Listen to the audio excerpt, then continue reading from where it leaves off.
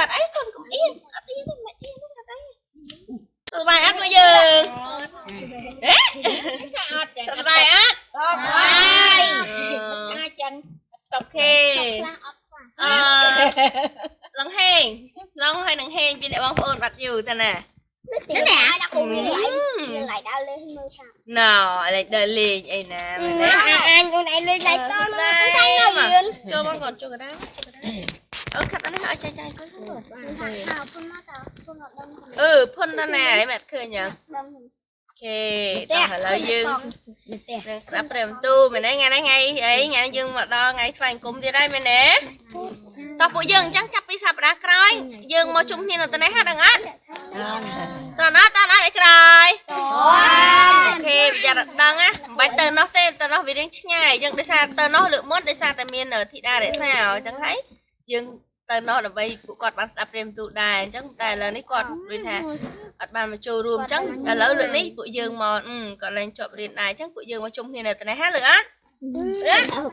thì tao lấy tao dương chấp đam chuyên sắm con tao cam phê chìm cha cho mỗi kia tao lấy dương chỉ được bọt phê siêu thì phê kê được ác kia tao dương cha chỉ được ác hả đây dương cha chỉ được bọt phê siêu thì phê kê ác chè mày đấy cha chỉ được lư cho mỗi kia tao cài với ca cho mỗi kia tao môi bì bấy phê Giêsu cứ chia phê kê chia phật tử chú pre chim chang pre Giêsu cứ chia pre kri ato am bơ ban tiếng ang pre Giêsu cứ chia pre kri bom ba am nai đây ngô ngân pre Giêsu cứ chia pre kri trong chỉ stai lỡ ở tiếng stai trong chia pre kri Pre Giêsu cứ chia pre kri chia phật tử chú pre chim chang pre Giêsu cứ chia pre kri ato am bơ ba tiếng ang pre Giêsu cứ chia pre kri bom ba am nai đây ngô ngân pre Giêsu cứ chia pre kri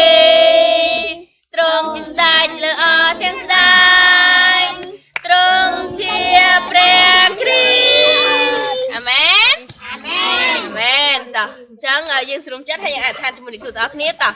dương than cho mình nít sum apa kon pre cinta dan pre bobeda dan mem cendro apa kon dapat amal betin pe beli nang nyaiថ្ងៃនេះជាថ្ងៃបរិសុទ្ធបើពួកកូនដែលជាកូនរបស់ត្រង់ទទួលបានសេចក្តីសង្គ្រោះរីករាយនឹងចូលមកកាន់ការថ្វាយបង្គំសូមឲ្យពេលវេលានេះពួកកូនទាំងអស់គ្នាដែលនៅទីកន្លែងនេះបានពេញដោយព្រះវិញ្ញាណបរិសុទ្ធមកពីព្រះអង្គហើយសូមនៅថ្ងៃនេះផងដែរព្រះអង្គបានប្រទាននៅព្រះបន្ទូលដែលជាហាខាងភ្លើងវិញ្ញាណមកកាន់ពួកយើងរាល់គ្នាម្នាក់ៗផងដែរ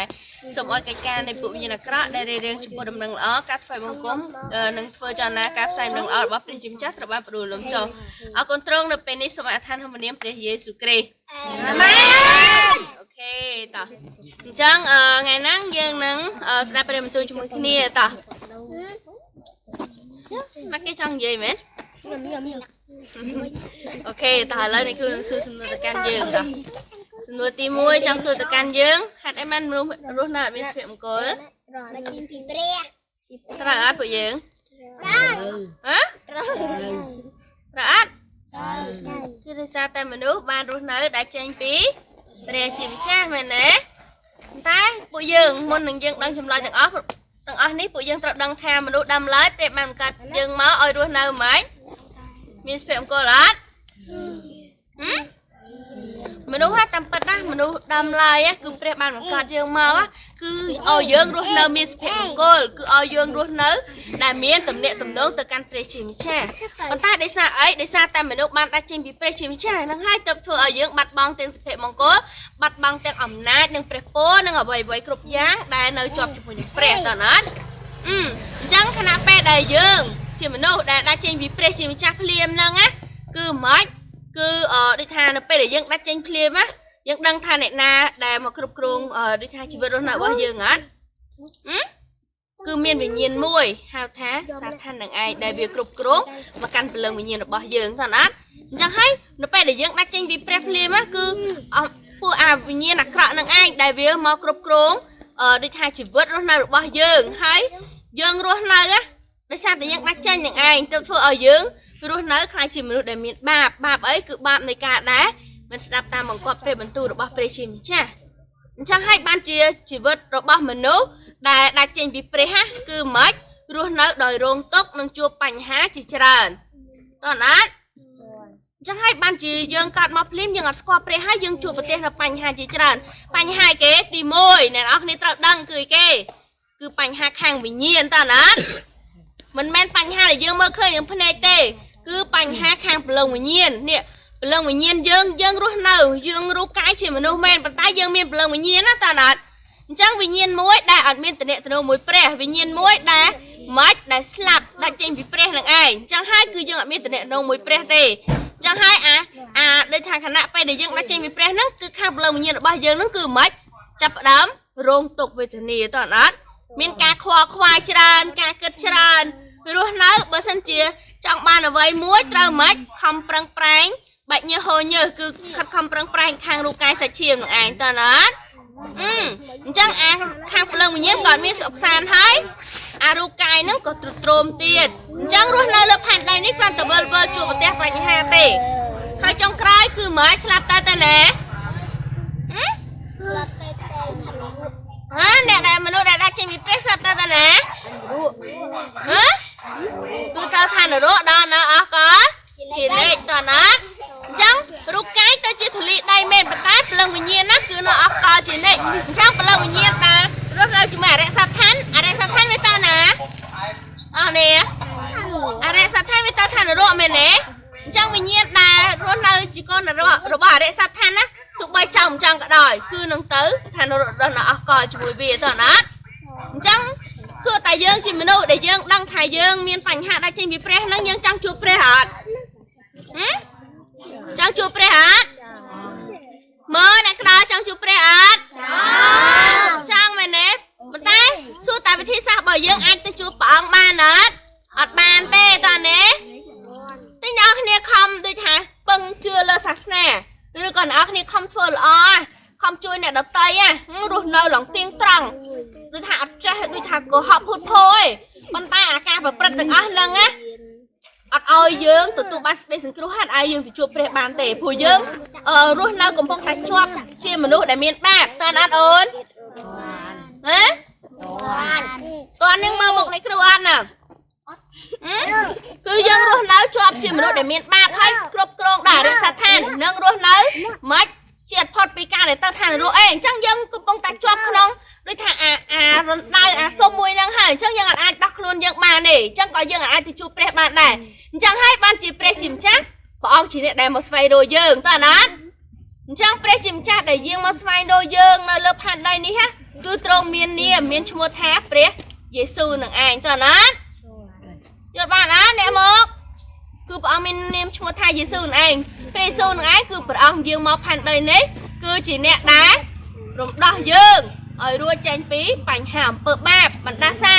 ការរងទុក្ខជាពិសេសគឺខាងព្រលឹងវិញ្ញាណរបស់យើងដែលវិញ្ញាណដែលស្លាប់ហ្នឹងគឺមិនឲ្យយើងរស់ឡើងវិញតើណាតាមរយៈទ្រង់គឺបញ្ហារបស់យើងគឺត្រូវបានបញ្ចប់ហើយតាមរយៈទ្រង់គឺមិនអំណាចរបស់អរិយសត្វឋានដែលគ្រប់គ្រងរបស់យើងមកកាន់ជីវិតរស់នៅរបស់យើងហ្នឹងគឺនឹងទទួលការដូចថាដោះស្រាយរំដោះចេញ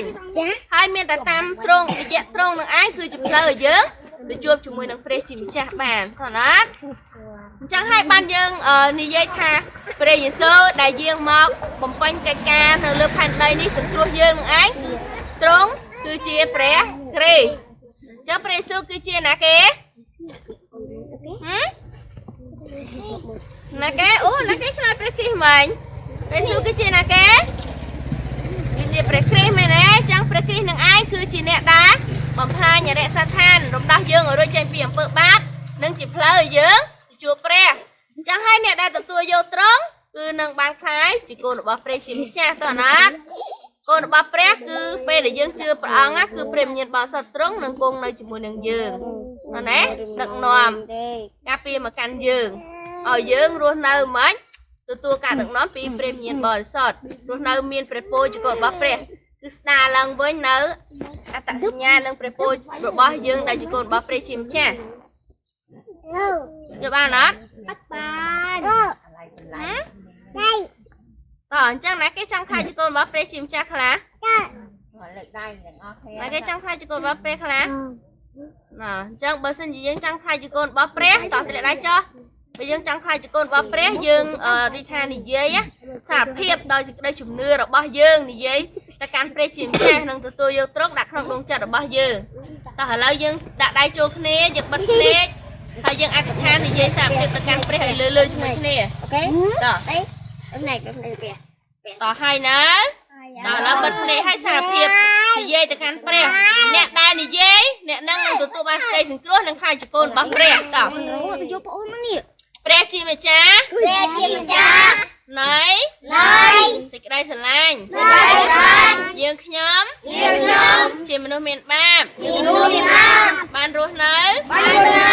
ដាច់ចេញពីព្រះ ដាច់ចេញពីព្រះ ហើយរស់នៅ ហើយរស់នៅ មានសុភមង្គល មានសេចក្តីគោល ប៉ុន្តែនៅពេលនេះ តែពេលនេះ ខ្ញុំជឿថា ខ្ញុំជឿថា ព្រះយេស៊ូវ ព្រះយេស៊ូវ ដែលបានយាងមក ដែលបានយាងមក ជាព្រះគ្រីស្ទ ជាព្រះគ្រីស្ទ បានស្លាប់នៅលើឈើឆ្កាង ដែលសាប់នៅលើឈើឆ្កាង បង្ហូរឈាម បង្ហូរឈាម លុះថ្ងៃទី នៅ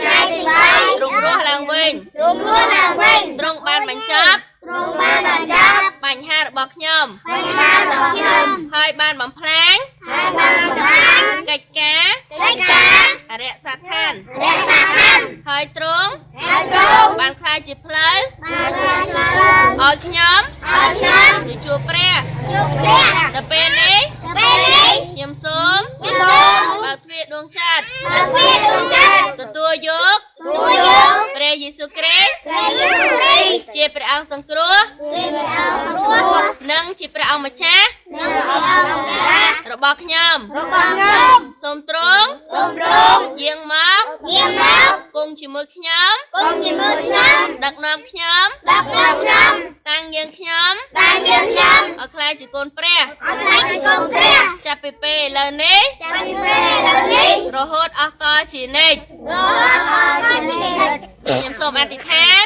សូមអធិដ្ឋាន នៅក្នុងព្រះនាម នៅក្នុងព្រះនាម ព្រះយេស៊ូវគ្រីស្ទ ព្រះយេស៊ូវគ្រីស្ទអា អា មែ មែ